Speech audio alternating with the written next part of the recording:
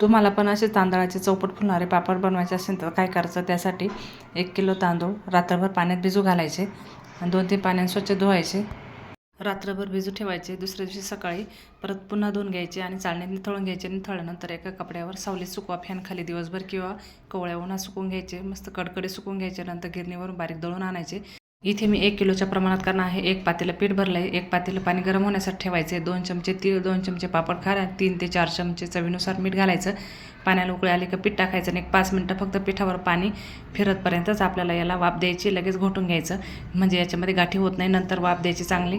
त्याला नंतर अर्धा ते पाऊण पातेलं पाणी लागले. तुम्हाला कमी जास्त लागू शकता. मस्त पीठ एकजीव करून घ्यायचं आणि खाली गॅसवर किंवा चुलीवर करणार असं तर तवा ठेवायचा, म्हणजे बुडाला पातेलं डागत नाही किंवा पीठ डागत नाही. आणि नंतर 15 ते 20 मिनटं मस्त एकदम छान वाफवून घ्यायचं. लोण्यासारखं पीठ तयार होतं. बघू शकता. मस्त तुम्हाला छोटे मोठे पापड पाहिजे असेल तशी लाटी बनवायची. तेलाचा हात थोडासा कमी लावायचा, कारण नंतर वाळल्यानंतर तेलाचा खूप वास येतो. आणि मस्त असे पापड दाबून घ्यायचे मशीने. बघू शकता अजिबात कुठेही गाठ चून पडलेली नाही आणि एकदम मस्त असे पापड तयार झालेत. 2-3 दिवस कडकडीत उन्हात सुकवून घ्यायचे. कुठलाही पदार्थ चांगला सुकवला की चांगला 1-2 वर्ष टिकतो. आणि बघू शकता एकदम पांढरे शुभ्र मस्त आपले पापड तयार झाले. तळून दाखवते. एकदम चौपटच फुलतो. दुप्पट तिप्पट नाही तर चौपटच फुलतो आणि खायला एकदम पोंग्यासारखा खुसखुशीत झालेला आहे. आणि अजिबात तेलकट पण होत नाही. चौपट फुलतो आणि एकदम खुसखुशीत असा तयार होतो. डिटेल रेसिपी यूट्यूबवर अपलोड आहे. तुम्हाला बनवायची असेल तर ते जाऊन बघू शकता. व्हिडिओ पाहिल्याबद्दल धन्यवाद.